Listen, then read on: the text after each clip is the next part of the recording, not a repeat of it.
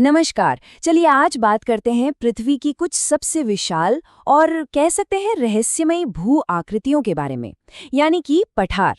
हम इनके भूगोल की गहराइयों में उतरेंगे और ये एक ऐसा टॉपिक है जो सिविल सेवा परीक्षा के लिहाज से खास तौर पर फिजिकल ज्योग्राफी के लिए बहुत ही ज्यादा जरूरी है। तो आज की हमारी चर्चा का रोड मैप कुछ इस तरह का रहेगा। सबसे पहले हम जानेंगे कि पठार बनते कैसे हैं, फिर हम देखेंगे कि उन्हें कितने प्रकारों में बांटा जा सकता है। इसके बाद हम दुनिया के सबसे बड़े पठार यानी तिब्बत पर एक केस स्टडी करेंगे और आखिर में इन सब जानकारियों का एक क्विक रिवीजन करेंगे। तो चलिए शुरू करते हैं सबसे बुनियादी सवाल से। आखिर ये जो इतनी विशाल भू आकृतियां हैं, ये बनती कैसे हैं? कौन सी ताकतें इन्हें बनाती हैं?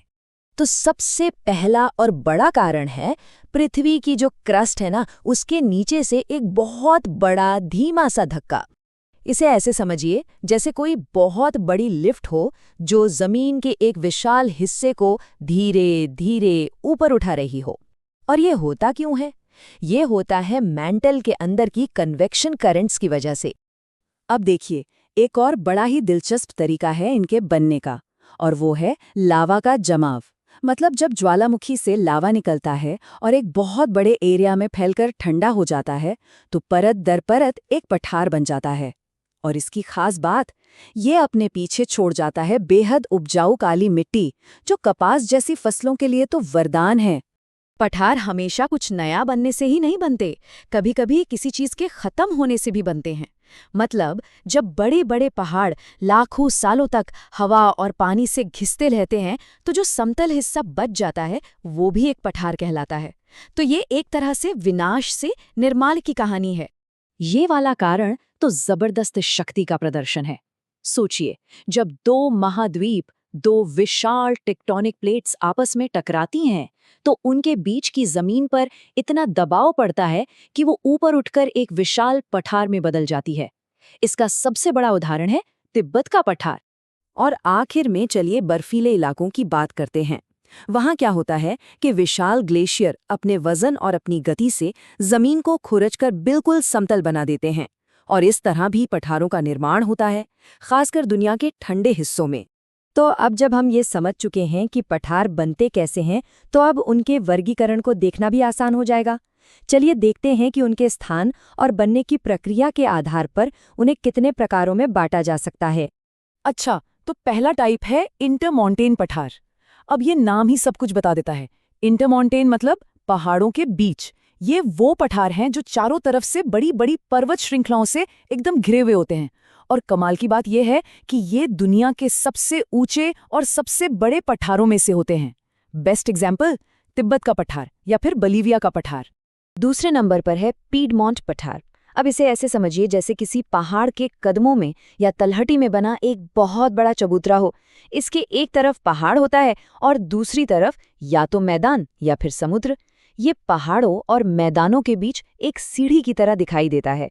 भारत का मालवा पठार इसका एक बढ़िया उदाहरण है। फिर आते हैं महाद्वीपीय पठार। ये बहुत विशाल होते हैं और किसी महाद्वीप के बड़े हिस्से पर फैले होते हैं। इनके चारों ओर पहाड़ नहीं बल्कि मैदान या समुद्र होते हैं।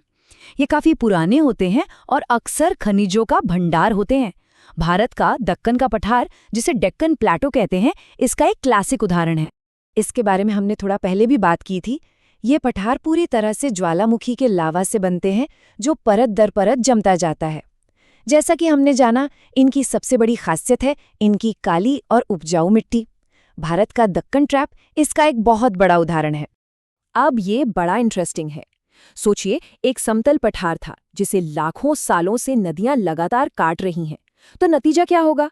वो पठार कई गहरी घाटियों और खाइयों में बट जाएगा। इसी को विच्छेदित या डाइसेक्टेड पठार कहते हैं। अमेरिका का कोलोराडो पठार, जहां पर मशहूर ग्रैंड कैनियन है, इसका सबसे बेहतरीन उदाहरण है। इन सभी पठारों के विशाल आकार को सही मायने में समझने के लिए क्यों ना हम सबसे बड़े और सबसे ऊंचे पठार पर ही ध्यान दें। चलिए बात करते हैं तिब्बत के पठार की। इसे यूं ही दुनिया की छत नहीं कहा जाता। इसका आकार और इसकी ऊंचाई सचमुच हैरान कर देने वाली है। और ये टेबल इसके महत्व को बहुत अच्छे से समझाती है। जरा इसके आंकड़ों पर गौर कीजिए। औसत ऊंचाई करीब 4,500 मीटर और इसका क्षेत्रफल। लेकिन सबसे महत्वपूर्ण बात यह है कि ये एशिया की कई बड़ी नदियों का स्रोत है, जैसे सिंधु, ब्रह्मपुत्र और यांगत्से। पता है, इसके विशाल बर्फीले क्षेत्रों और जलवायु पर इसके गहरे असर की वजह से इसे तीसरा ध्रुव भी कहा जाता है, क्योंकि उत्तरी और दक्षिणी ध्रुव के बाद मीठे पानी का सबसे बड़ा भंडार यहीं पर है। तो चलिए, अब तक हमने जो कुछ भी सीखा है उसे एक साथ पिरोते हैं। अगली स्लाइड में जो टेबल है वो आपको इन सभी पठारों को एक नज़र में समझने और याद रखने में बहुत मदद करेगी। ये रिवीजन के लिए एकदम परफेक्ट है। अब जरा 1 मिनट इस टेबल पर नजर डालिए। ये एक तरह से हमारी पूरी बातचीत का सार है। इसमें हर पठार का प्रकार, वो कहाँ और कैसे बनता है और उसके सबसे अच्छे उदाहरण सब एक जगह पर है। यकीन मानिए, रिवीजन के लिए इससे बेहतर कुछ नहीं हो सकता। तो आज की इस चर्चा के अंत में मैं एक सवाल छोड़ना चाहूँगा। सिर्फ इनके भूगोल से हटकर सोचिए कि ये जो विशाल और ऊंची दुनियाएं हैं, ये पूरी दुनिया के मौसम को और इंसान की सभ्यता को किस तरह से प्रभावित करती होंगी। सोचिएगा ज़रूर।